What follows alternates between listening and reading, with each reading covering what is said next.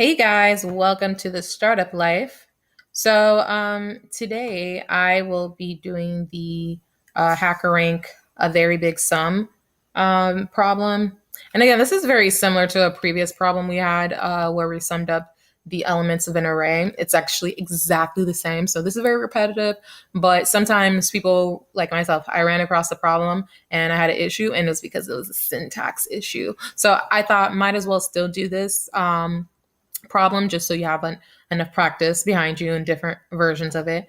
And also, if you're frustrated and you couldn't get the answer, maybe it might be because of a syntax error, which was my situation.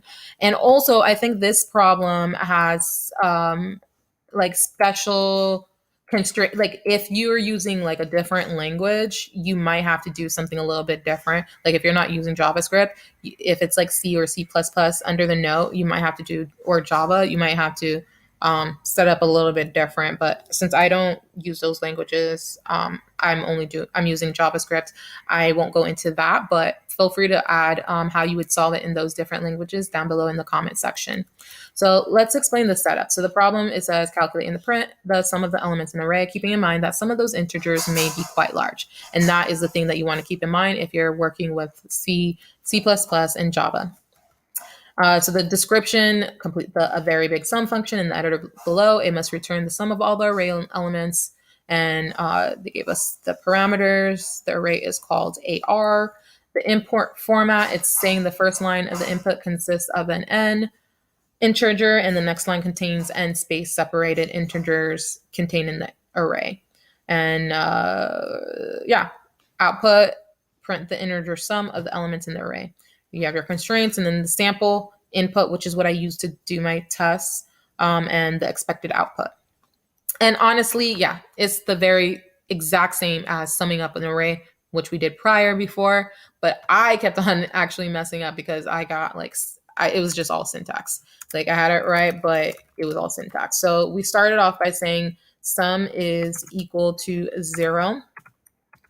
So our sum, it starts off at 0, and then we go into our for loop, right? And here's where I had the syntax error. So in REPL, I don't necessarily have to declare the variable for I. It's just kind of like some magic, and it just knows it is. But on HackerRank, I do have to declare the variable, and I think I mentioned this before. But that throws up an error as well. And then when you're doing your for loop, is less than the array length. And then also you I plus plus. So you increment through the array. That is your for loop. And then your sum is now going to be equal to the sum of the elements at each index. So this is saying, so let's break this down. So here's your array, right? The function, a very big sum. So your array goes into the function. You start off with your sum equaling to 0, and you loop through said array. And for each index starting at 0, you're looping through it. That's what the increment is about. This is about saying you're doing it r dot length. This means you're going through the whole length of the array, however long that is, and whatnot. And then as it's doing that, as it's going through the array, this instruction is saying that it's going to add the value of the element at that index to the sum. That's what it's doing. It's adding the value of that element at said index each time it's there to the sum, which started at 0. And then you're going to return sum. And then when you run it, yeah, you get that number. And this is the correct value. I also had a syntax error because I assumed initially that when I looked at the problem that the 5 was part of the array. So that was also an issue because I had it like, so again, sometimes it's just like reading the question. So I was getting this number, and so I wasn't getting the expected output, and that's because I just didn't read the problem correctly. And so sometimes it's just that case. So don't get frustrated with yourself.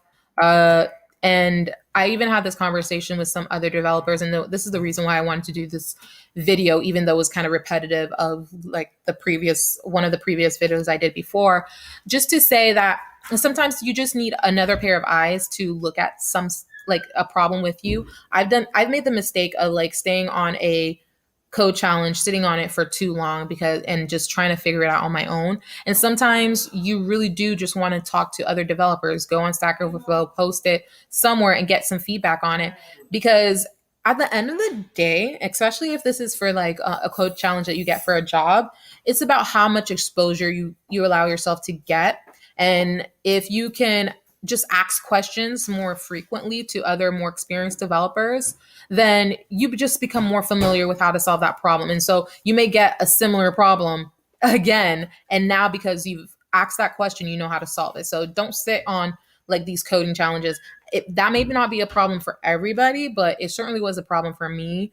I was just too prideful, to be honest. Like I had this coding challenge that Lord Jesus, it was so simple when I think about it, but it literally took me 3 weeks because I was trying to do it all by myself because I was like, I'm applying for this job, not developer with so much years of experience. So I need to be able to figure this out on my own because he's not going to be helping me do my work when I'm in the office, you know? So I wasn't asking my friends for any help on solving these issues.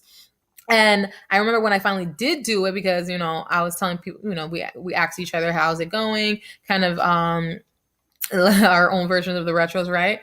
And keeping each other accountable. And they're just like, girl, talk to people, like, come on. And so I finally got it in front of a developer who figured it out in like 30 minutes. And now I know that it was a simple problem. But I say all that to say that sometimes it's just, yeah, you may not recognize what the problem's asking immediately. And sometimes it might even just be a syntax error. So it doesn't hurt to just ask people and just learn about what it is that you need to like pay attention to. And now you're more familiar with it. I mean, there's just so many coding challenges that a company can come up with. The vast majority of them are just regurgitating the same type of problem, but just in a different way. So as long as you can go through all the various different possibilities and get somebody to kind of break it down and then have your aha moment, you're set up more so for success rather than trying to figure it out on your own. Like, come on. So, and that's from literally my personal experience. I've done it. So I feel like some of y'all will do it. So just bear that in mind. But yeah, this problem is very simple. It's basically the same as the other sum up the elements of an array problem before. But anyways, if you guys, like I mentioned earlier, have another way of solving this problem, feel free to include it in the comment section below. And if you guys have any suggestions on other types of videos that you would like me to do or problems you would like me to solve, let me know. So, but as always, thank you for watching and I'll talk to you next time. Peace.